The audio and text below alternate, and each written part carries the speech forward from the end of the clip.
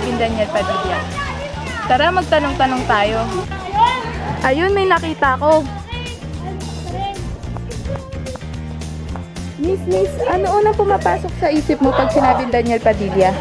Ivan.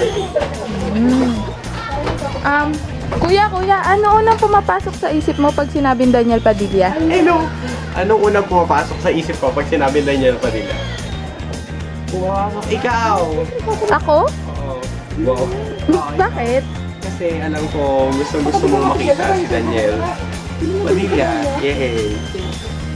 Ikaw ate, ano unang pumapasok sa isip mo pag sinabing Daniel Padilla? Guwapo, mabait. Kasi nga, di ba, nasa kanya na ang lahat.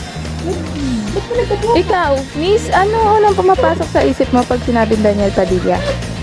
Heartthrob. Ikaw, Miss, ano unang pumapasok sa isip mo pag sinabing Daniel Padilla? Asawa ng lahat? Ayun! Miss, ano unang pumapasok sa isip mo pag sinabing Daniel Padilla? Masaya naman. Bad boy?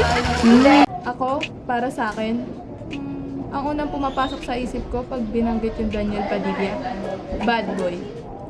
Bad boy with a good heart. Kasi kalimitan sa mga tao, ang first impression sa kanya, hindi bad boy, babaero, kung hindi naman babaero, walang magagawang tama. Pero pag mas nakilala mo siya, masasabi mo na sa kanya na talaga ang lahat. Kasi bukod sa charm niya, siya rin yung tipo ng anak na hindi papayag na may mga api sa magulang niya. Yung tipo ng kapatid na overprotective at sweet.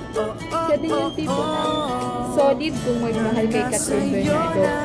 At higit sa lahat, siya yung tipo ng idol na pinagtatanggol at minamahal ang mga fans niya. Yan ang Daniel Padilla.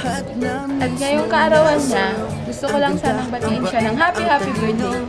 Kung sana, maging masaya siya ngayong kaarawan niya. Sana ma-achieve niya lahat ng gusto.